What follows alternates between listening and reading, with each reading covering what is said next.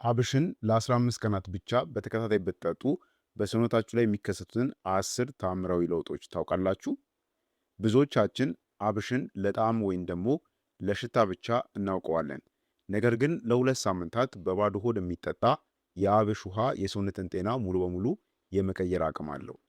ከደም ስኳር መስተካከል ጀምሮ እስከ ቆዳና ፀጉር ለውጥ ድረስ በእነዚህ 15 ቀናት ውስጥ በውስጣችሁ የሚከናወኑት 10 አስደናቂ ነገሮች ምንድን ናቸው? ዛሬ እያንዳንዱን በዝርዝር እንመለከታለን። ለውጡን ለማየት ዝግጁ ናችሁ? እስከ መጨረሻው ተከታተሉኝ። አንደኛ፣ የደም ስኳር መረጋጋት። አብሽን መጠጣት በጀመራችሁ በመጀመሪያዎቹ 3 ቀናት ውስጥ የሚከሰተው ትልቁ ለውጥ በደማችሁ ውስጥ ያለው የስኳር መጠን መረጋጋት ነው። አብሽ በውስጡ ጋላክቶማናን የተባለ የሚሟሟ ፋይበር ይዟል። ይህም ፋይበር በሆዳችሁ ውስጥ እንደ ጄል ያለ ሽፋን በመፍጠር የምትመገቡት ምግብ ውስጥ ያለው ስኳር በቀጥታና በፍጥነት ወደ ደም እንዳይቀላቀል ይገታዋል። በዚህም ምክንያት ከምግብ በኋላ የሚከሰተው የደም ስኳር መናር ይቆማል። በተለይ የስኳር ህመም ላለባቸው ወይንም የኢንሱሊን መቋቋም ላለባቸው ሰዎች አብሽ የሰውነትን የኢንሱሊን ስሜት በማሳደግ ሴሎቻችሁ ስኳርን በአግባቡ ለኃይል እንዲጠቀሙ ያደርጋቸዋል። በአጭር አነጋገር በመጀመሪያዎቹ ቀናት ሰውነታችሁ ያላስፈላጊ ስኳር መዋዠቅ እንዲረጋጋ ያደርገዋል ማለት ነው። ሁለተኛ፣ የምግብ መፈጨት ስርዓት መነቃቃት። በአምስተኛው ቀን አካባቢ በምግብ መፈጨት ስርዓታችሁ ላይ ትልቅ ረፍት ይሰማችኋል።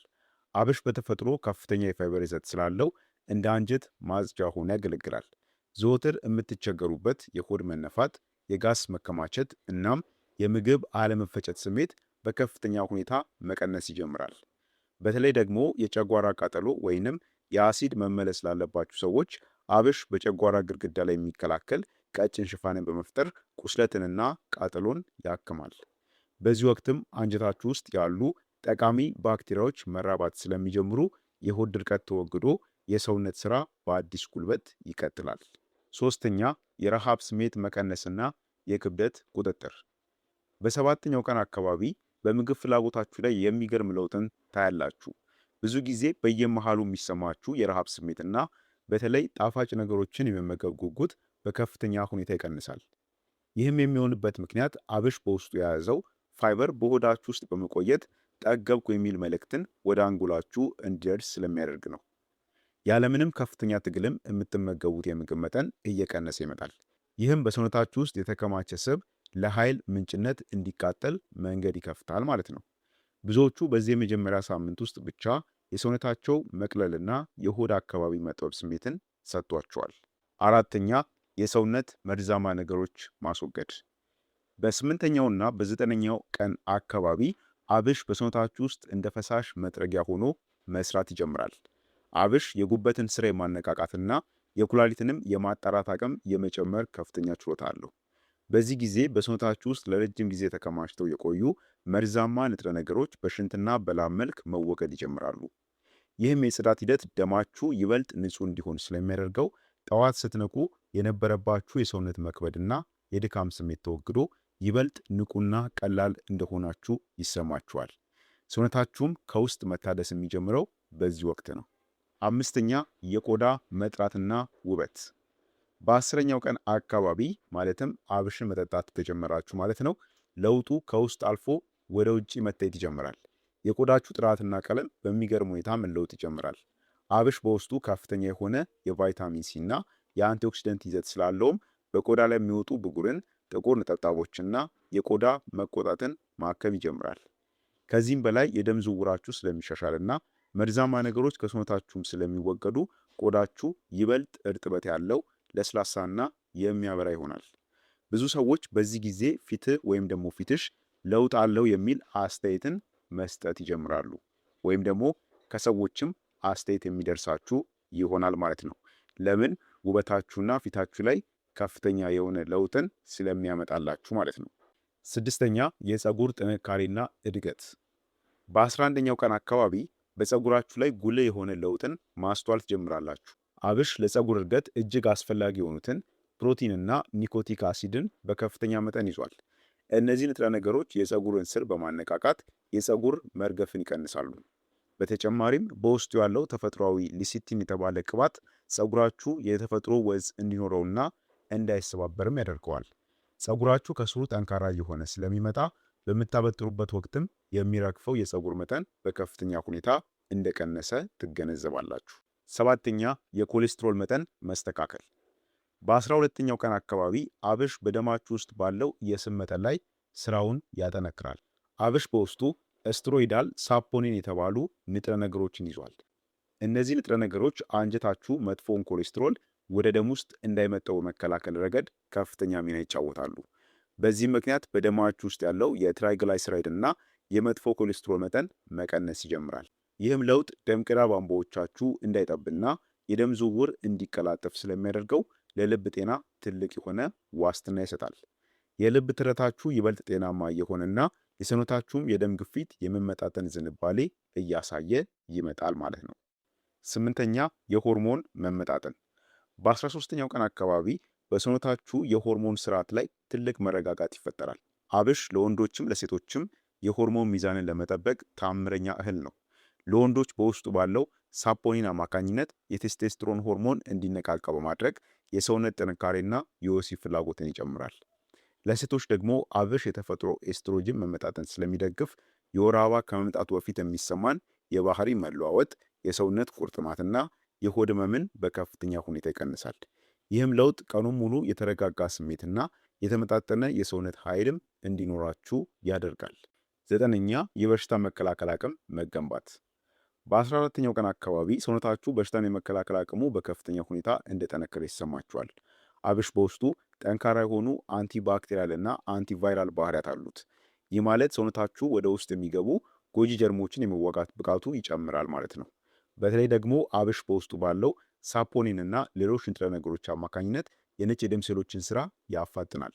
በዚህ ወቅት በተደጋጋሚ የሚከሰት ጉንፋን፣ የጉሮሮ ህመምና ሳል የመሳሰሉት ጥቃቅን የጤና እክሎችም ከእናንተ ይርቃሉ።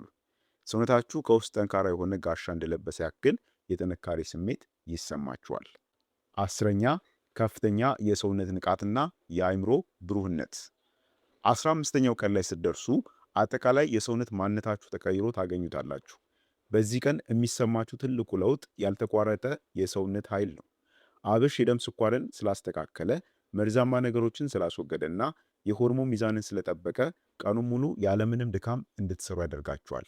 ከዚህም በላይ በአንጎላችሁ ውስጥ ያለው የደም ዝውውር ስለሚሻሻል ነገሮችን የማስተዋል የማስታወስ እናም ትኩረት የመስጠት ብቃታችሁ ይጨምራል። ጠዋት ስትነቁ የሚሰማችሁ የድብርትና የጭንቀት ስሜትም ተወግዶ በከፍተኛ መነሳሳት ቀናችሁን ትጀምራላችሁ። በአጭር አነጋገር በ15ኛው ቀን ሰውነታችሁ እንደ አዲስ ተገንብቶና ታድሶ ለጤናማ ህይወት ዝግጁ ሆኖ ታገኙታላችሁ ማለት ነው። ስለዚህ አብሽን ለ15 ቀን ብትጠጡ እነዚህን 10 አስገራሚ ለውጦችን በሰውነታችሁ ላይ የምታዩ ይሆናል ማለት ነው። ኦሬዲ መጠጣት የጀመራችሁ ወይም ደግሞ አብሽን የምትጠጡ ሰዎች እነዚህ ለውጦች እንደገጠሟችሁ እርግጠኛ ነኝ። አሁን ደግሞ ወደ አዘገጃጀቱ እንምጣ።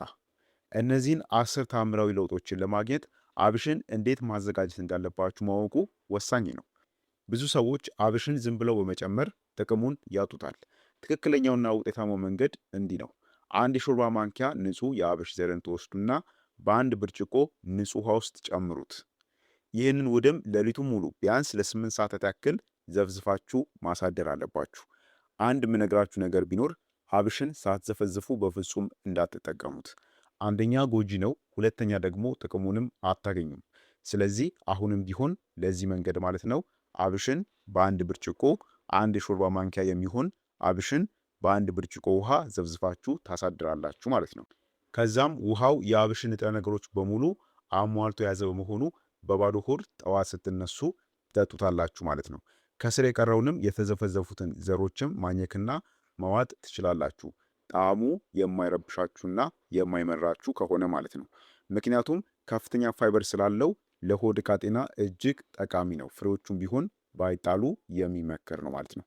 ስለዚህ እንዲጣፍጣችሁ ከፈለጋችሁ ማር ጨምራችሁ በትንሹ ማለት ነው 1 ማንኪያ ማር ጨምራችሁ መጠጣት ትችላላችሁ ማለት ነው። ሌላው ከዚህ ጋር በተያያዘ ማለትም አብሽን ከመጠጣትና ከመጠቀም ጋር በተያያዘ 3 ጥንቃቄዎችን እነግራችኋለሁ። አብሽ እጅግ ድንቅ ተክል ቢሆንም ሁላችንም ልንገነዘብባቸው የሚገቡ 3 ዋና ዋና የጥንቃቄ ነጥቦች አሉ። አንደኛ ለነፍሰ ጡር ሴቶች ነው። አብሽ የማህፀን መኮማተርን ሊያመጣ ስለሚችል እርጉዝ የሆናችሁ እናቶች ባትጠቀሙት ይመከራል። ነገር ግን ለሚያጠቡ እናቶች ደግሞ የወተት ምርትን ስለሚጨምር የምታጠቡ ከሆነ አብሽን መጠቀም አለባችሁ። ሌላው መድኃኒት ለምትጠቀሙ ሰዎች፣ የደም ስኳር ወይንም የደም ግፊት መድኃኒት የምትወስዱ ሰዎች አብሽ ከመድኃኒቱ ጋር ተዳምሮ መጠኑን በጣም ዝቅ እንዳያደርገው ክትትል ማድረግ አለባችሁ። በተለይ ደም የሚያቀጡ መድኃኒቶችን ለምትወስዱ ሰዎች ጥንቃቄ ያስፈልጋችኋል። ሌላው በሶስተኛ አብሽን ስትጠቀሙት ቅድም እንዳልኳችሁ ዘፍዝፋችሁ መሆን አለበት። ሳትዘፈዝፉ አብሽን በፍጹም እንዳትጠቀሙ። አንደኛ ጥቅም የለውም፣ ሁለተኛ ደግሞ ጉዳት ይኖረዋል ማለት ነው። እሱን በሌላ ሰፋ ባለ ቪዲዮ የምመጣበት ይሆናል ማለት ነው። ስለሆነም እነዚህን ጥንቃቄዎች በመጠበቅ የአብሽን የ15 ቀን የጤና ጉዞ በሰላም መጀመር ትችላላችሁ ማለት ነው። እንግዲህ አብሽን ለ15 ቀናት ብቻ በተከታታይ መጠጣት በሰውነታችሁ ላይ የሚያመጣቸውን 10 አስደናቂ ለውጦች እነዚህ ናቸው። ይህንን የ15 ቀን ለውጥ ዛሬውኑ እንዲጀምሩ እጋብዛችኋለሁ። ለውጡን ማየት ስትጀምሩ ደግሞ የተሰማችሁን በኮሜንት መስጫው ላይ ታሳውቁኛላችሁ። ለዛሬ የነበረን የጤና ትምህርት ይህን ይመስል ነበር። አይሆፕ እንደጠቀማችሁና እንዳስተማራችሁ ግምቴ ነው። ለሌሎችም እንዲደርስ ሼር አድርጉት። ለዛሬ በዚህ ብቃን። በቀጣይ በሌላ አስተማሪ በሆነ ቪዲዮ የምንገናኝ ይሆናል። እስከዛው ቸር ሰንብቱ።